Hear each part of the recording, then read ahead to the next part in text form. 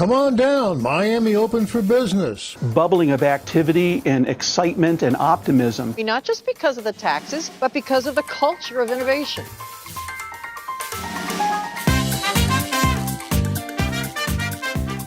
When the venture capitalist Delian Asparuhov suggested on Twitter last December that the tech industry should migrate from Silicon Valley to Miami, Mayor Francis Suarez responded, "How can I help?" He also set up a billboard in San Francisco. Thinking of moving to Miami? DM me. Suarez's bold, roll out the red carpet approach to luring away Silicon Valley's tech elite has gotten so much attention in part because of how it contrasts with that of California's ultra-left political class. Take San Diego Assemblywoman Lorena Gonzalez, who's best known for her failed effort to stop Uber and Lyft from using contract labor in California to benefit labor unions. Gonzalez tweeted, "Fuck Elon Musk," back in May of 2020. "Message received," replied Musk. In Miami, Mayor Suarez has embraced Musk's idea of building a $30 million tunnel for electric vehicles to ease congestion. We have a unique opportunity to create a signature project, not just for Miami, but for the world.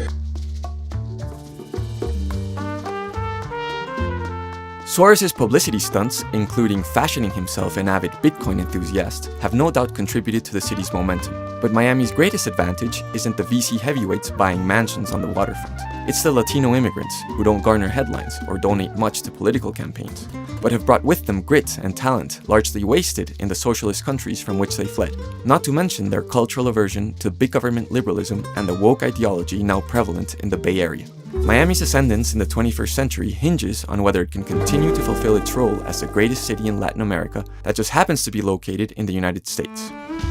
Nearly 500,000 Cubans have come to settle in Miami-Dade County, and these Cubans seem to be in Dade County to stay. Suarez himself is the scion of a Cuban-American political dynasty in South Florida. His father, Javier, became Miami's first Cuban-born mayor in 1985. The Suarez clan probably wouldn't be here at all if it weren't for the communist dictator Fidel Castro, who deserves the most credit for Miami becoming a world-class city. ¡Viva el internacionalismo proletario! Political repression and the seizure of private property under Castro's rule drove Cubans to flee the island nation, and it was immigrants who transformed this city from a sleepy backwater into a Latin American mecca. Florida's population is climbing because of its business-friendly climate. The state is second only to New Hampshire in the Fraser Institute's state ranking of economic freedom. The US ranks 6th in the global rankings, which explains why Latin American migrants continue coming. Venezuela, whose citizens have escaped to Miami en masse in recent years, is dead last at 162. Miami is my home. Miami is the place where I feel happy. My friends are here. I marry here. My parents live here too. I went to school here. Cesar Grajales arrived in Miami from Colombia when he was 19 with $80 in his pocket. He says that his family fled Colombia in the 90s because they feared for their lives. At the end of the 90s, that was the peak of the violence with the cartels and the guerrillas that I would say propel the desire for many people to just leave the country. Colombia not only lacks a strong legal system and rule of law, ranking 108th on the Fraser Institute's Freedom Index in that category. It also ranked 93rd on the quality of its currency, 109th on tariffs, and 69th on the size of its regulatory state. So, Cesar, do you think there's any sort of parallel between Latin Americans escaping their countries due to failed policies to come to Miami and people leaving Silicon Valley to come to Miami? Definitely. People is coming to Florida because here, with the decisions that we have been taking lately at the state level, had proven better than the decisions that we took in other states. So definitely is a connection there. California and the Bay Area in particular, in contrast, are a case study of the failure of big government liberalism. I just don't understand how you create success if you push out people that are creating high-paying jobs. That model happened in Cuba under communism, and it's just the only equality that is created is equal misery for all of its residents. That's part of our DNA. It's part of who we are. We believe in ourselves. We invest in ourselves, and we want government to take as least of our money as possible and let us be successful on our own. But Mayor Suarez is more marketing genius than principled free marketeer, and there's always a risk that over time the city government in Miami will come to more closely resemble San Francisco's. It's becoming more and more difficult for the market to provide the kind of affordable housing that is needed. Suarez recently oversaw the borrowing of $100 million for affordable housing. San Francisco, however, borrowed $300 million. Both cities would better serve their poorest residents by slashing red tape so that the private sector could provide affordable housing more effectively. Mayor Suarez told Axios that he wants to triple the size of a city program that gives companies financial incentives to move to downtown Miami. Confusing capitalism with cronyism, Suarez told Reason that he considers government handout schemes to be a form of market competition. Unfortunately, what happens is other areas subsidize, and so we have to compete with those areas. So we want to be competitive, and that's part of being in a capitalist society is competing. We want Miami to be the capital of capital, from New York and from Los Angeles and Silicon Valley and San Francisco. And that confluence of capital, we've never seen merge anywhere in the history of humanity. It's not just for the good of Miami. Suarez, who's rumored to have gubernatorial ambitions, knows that billionaire VCs are likely to become future donors to his political campaigns. In January, venture capitalist and former Facebook executive Chamath Palihapitiya cut Suarez a $250,000 check for his re-election campaign. For Miami, more important than becoming home to a confluence of capital is that it continues to be the center of a confluence of immigrants from Latin America, who have a bigger role to play if the city is to succeed as a new tech hub. Y este es un país de mucho emprendimiento. Y Miami es una ciudad que hay emprendedores debajo de cada piedra. O sea, cruzas la esquina, 4 emprendimientos. Entonces, pequeños, grandes, los que sean. Boris Elneser Montiel is a Venezuelan immigrant with a profitable startup called TicketPlate, which sells online passes to live concerts streaming on the internet. His wife, Verónica Ruiz del Viso, runs her own successful digital marketing firm. ¿Cómo ha sido tu experiencia, digamos, más o menos solo de emprendimientos? Sobre todo cuando se supone que el alcalde está armando todo un ecosistema. Yo la empresa la arranqué con capital Family and Friends, muy pequeño. Hicimos la empresa rentable muy rápido, hemos crecido muy rápido sin ningún tipo de apoyo, ni de mentoría, ni asesoría. Obviamente el apoyo de mi esposa, de gente conocida que saben de negocios.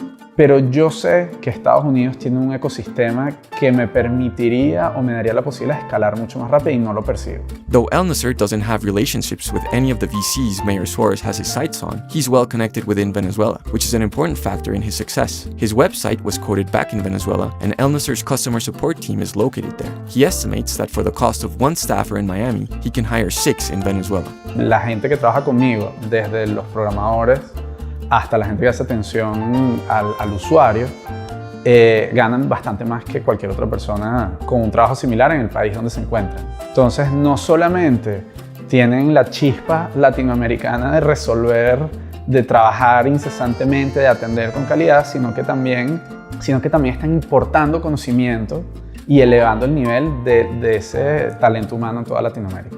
Ruiz del Viso says that for Miami to become more of a tech and business hub, it needs to develop networks that better serve immigrant entrepreneurs. El potencial dentro de Miami existe porque la minoría más grande de los Estados Unidos son los latinos y los hispanos. Y Miami es el lugar de latinos e hispanos. Pero eso no es suficiente. Yo siento que ese talento está aprovechado inmensamente. Yo siento que tienes una cantidad de gente en Miami que si tuviese acceso a esas herramientas de verdad, estarías viendo una cantidad de empresas y de emprendimientos espectaculares en Estados Unidos y en Latinoamérica. Elneser and Ruiz del Viso didn't come here primarily to grow their businesses. They left Venezuela for the same reason that César Grajales' family fled Colombia, for stability and the rule of law. La corriente real del chavismo, donde se acercaba a la dictadura, las restricciones, limitaciones, para mí que era emprendedores era muy difícil poder proyectar con la volatilidad del mercado y además con la incertidumbre de cosas como el agua, la luz, el internet. Yo soy hija de cubanos y hemos vivido en la familia 2 procesos migratorios y de desplazamiento importantes. El primero fue mis abuelos, los papás de mi papá, que se mudaron con sus hijos pequeños de Cuba a Venezuela. Ahí construyeron todo de cero y luego en el primer año de Chávez mi familia sufrió la intervención de propiedades. Tuvieron como confrontaciones importantes con el gobierno de Chávez y mi papá decide venirse a Estados Unidos. I think there's a lot of people in Miami that are from a variety of different backgrounds, but a lot of them are from current communist countries, whether they're Venezuelan, Nicaraguan, Cuban, or have been affected by it. So yeah, I think without a doubt that there's a pervasive sort of pro-capitalistic bent and mentality here. And that's part of what has appealed to VCs like PayPal co-founder Peter Thiel and Keith Rabois, conservative nonconformists who had enough of San Francisco's anti-business animus and woke monoculture. I don't see the woke thing ever take hold in Miami. If you go out and you see people, half naked and having fun, like, you're kind of confronted with physical reality in a way that will never, woke ideas will never translate here. It's not even anti-woke, there's just no concept of it. Alex Perez is a Miami native, a fiction writer, and a cultural commentator who writes about how the outlook of the American cognoscenti doesn't translate for Miami Latinos, especially when it comes to race and politics. All over, there isn't, with the Hispanic people, there isn't an affinity with wokeness. It's just not like, if you were to interview my uncle and tell him what that is, he'd be like, this guy's pulling my leg. I mean, if I call my dad Latinx, he'd try to fight me. He'd be like, what? ¿Qué es eso? I mean, so that's basically the way I see it. Like, and whenever I write these pieces, people are like, no, he's lying. I'm like, no, it's just, like, I tell people that I'm a writer, I'm a cultural critic, and they're like, man, what a sad man. What is that, a cultural critic? That's so, and people think that's like speaking ill of Miami. It's no, like, it's just not things that are really relevant here. One critic of cancel culture who recently bought a home in Miami is Barstool founder Dave Portnoy. You'd have to be a moron to pay New York taxes, he told the Miami Herald. But Portnoy isn't moving his company quite yet because he doesn't think his employees could handle it. I don't know if some of us have the willpower, Portnoy told the Herald. I don't know what half the people in Miami do. It seems like few have to be at work the next day after a night out. We do. We're still normal guys, built for cubes, working from 9 to 5. And if you've been up till 5 a.m., that's hard to do. That's probably true. I mean, Miami is fast-paced, but also very slow-paced. Like, people are fast-paced, to go out. But then, let's say you got to meet somebody, they might not, show up. Or if you go to a restaurant, they might speak Spanish. And that'll be fun, maybe from, oh, look, somebody speaks Spanish, that's funny, how cute. And then, let's see, 6 months in. Do you think, for example, there might be a culture clash between Silicon Valley culture, very, I don't know, maybe nerdy engineer culture versus that Miami party culture? What I'm really curious about Mayor Suarez's pitch is that it'll probably work for the first 4, 5, 6 months. We're in March, April, weather's great, summer's not here yet, hurricanes aren't coming yet, but I'll be curious in 4, 5, or 6 months how the tech bros that are coming into town are gonna deal with the culture. Because it's fun for 3 or 4 days, a weekend, but there is a wonky-ish, nerdish element to that culture that I'm not sure will translate to Miami.